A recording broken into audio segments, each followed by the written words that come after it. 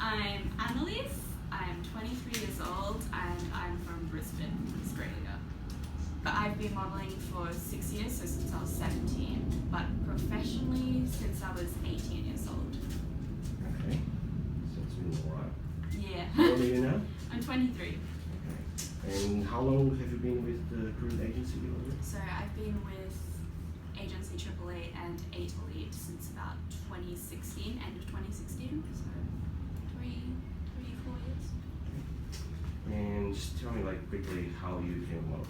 I do this thing called cosplay. So when I was in high school, I would dress up a lot as different characters and make costumes, go to conventions, get my photo taken, and I found out that I was quite comfortable in front of a camera. And then from one of the characters in particular, she dressed quite casual. She's like Amy Pond from Doctor Who, and the actress who plays her does modelling as well.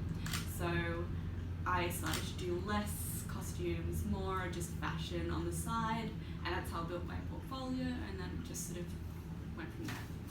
I do a lot of fashion editorial work the most, and that's pretty much what I get booked for, and I enjoy editorials, anything big and creative, basically. Weird. I like weird. Yeah. You are weird. I am weird. And can you give me some tips for modeling, models starting their career? Beginner models is to invest in yourself. So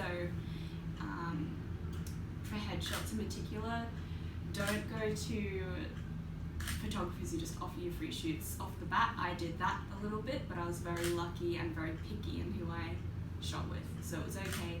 But people are looking for headshots, and you as you, they're not looking for this TFP offer that you got on Star Now of this elegant dress with high makeup. That shows you in makeup, and in a dress, people want to see you in a studio, just being yourself, and the best way to do that is to invest in good headshot photographers and do courses if you need to be trained. If you're not comfortable posing, do posing workshop or do a catwalk workshop just to get yourself more comfortable. Thank you. Oh, good. And some tips for models to on how to be safe when going to shoots.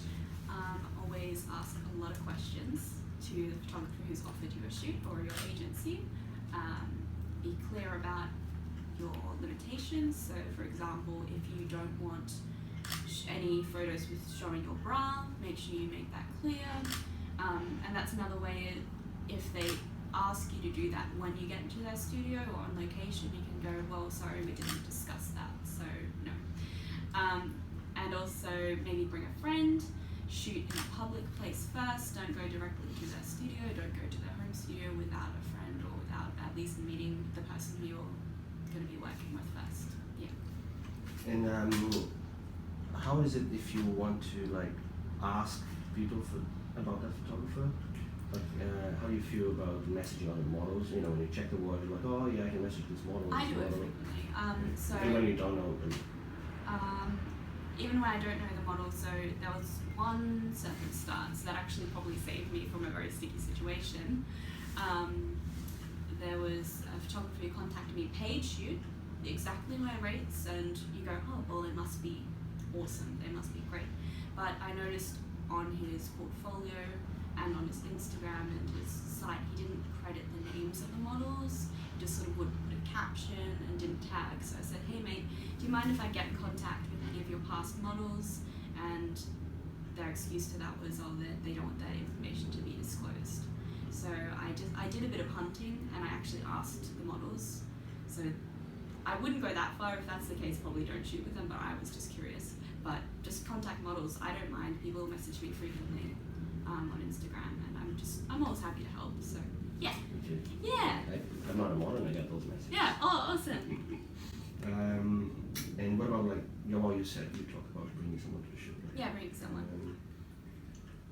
Okay. Usually a friend is a good option. I usually would bring a model friend. If you have a partner, it depends. If your partner is I'm not sure I'm going to get in the way of shooting with a guy, my partner's really fine with that. He sort of stays off to the side, but consider if it's going to change your performance in the shoot. If your partner's there, if you're going to be the type of girl or guy who wants to impress them and be like, oh, you know, maybe don't bring them, bring someone like your brother or sister maybe. Yeah. Okay. And what if you mention that you're bringing someone and the photographer says no? Then that's a big red flag, big old red flag right there. And if that's the case, maybe I can understand, not really they should be fine with everyone. If they say no boyfriend, I say that's my conditions, what about if I bring my brother?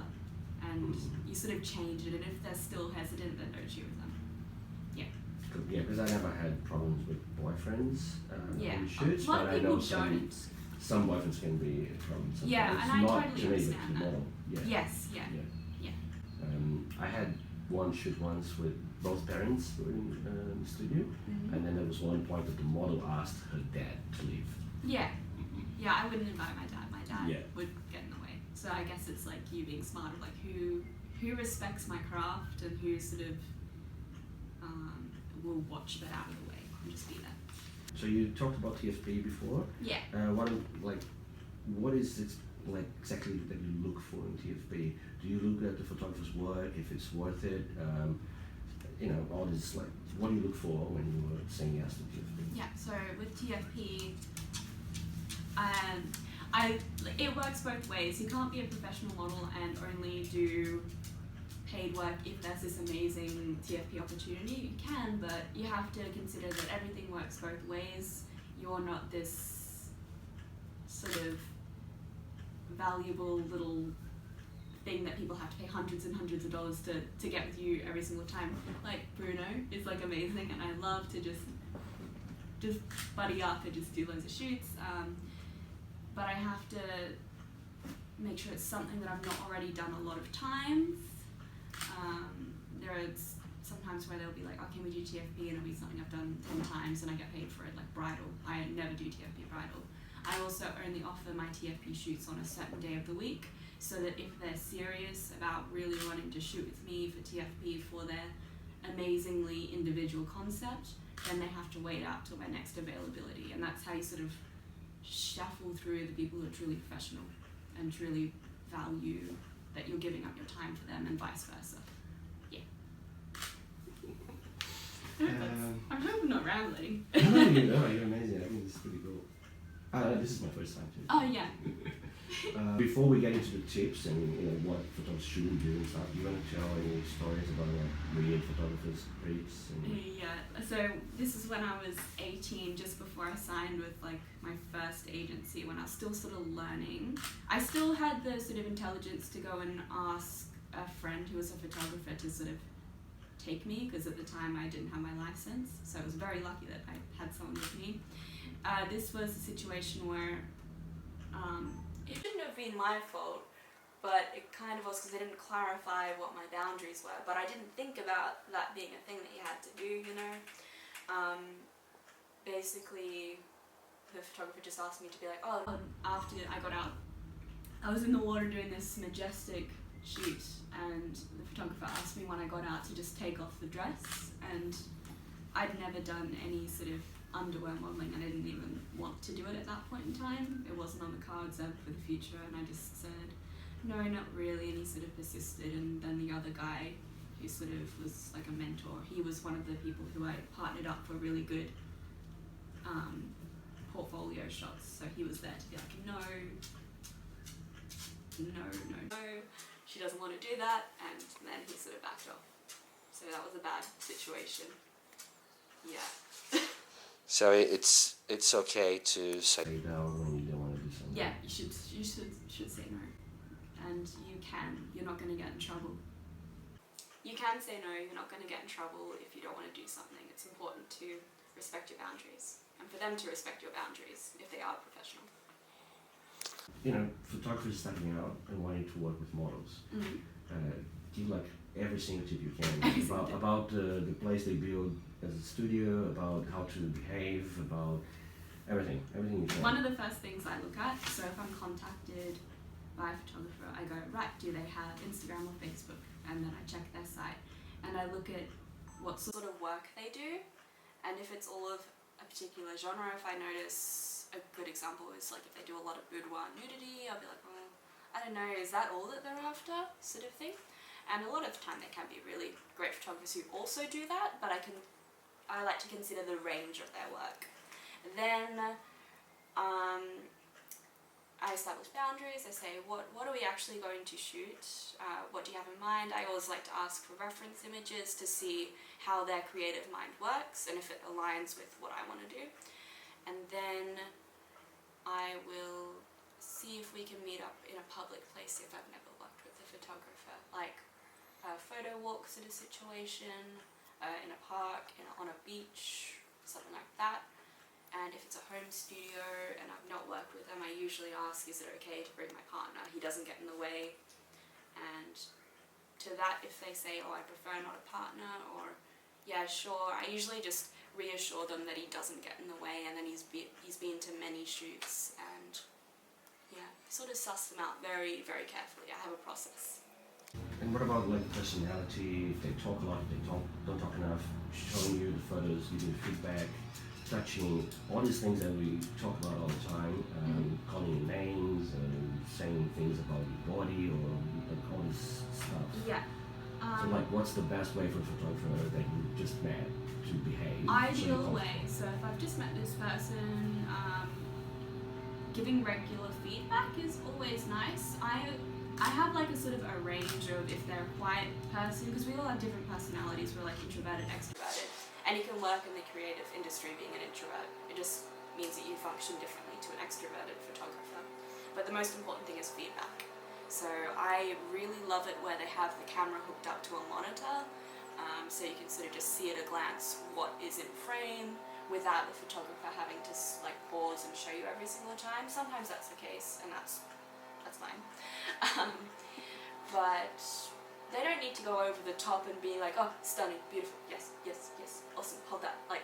Or showing you every single frame. No, you don't need that every single time. Some of them, like beginning photographers, they get really happy, especially when I go to workshops and they're like, yes, I need to show you, look at this. And I find that awesome because it's like, cool, that's the sort of stuff that they like. And then you know to sort of do similar things to that pose.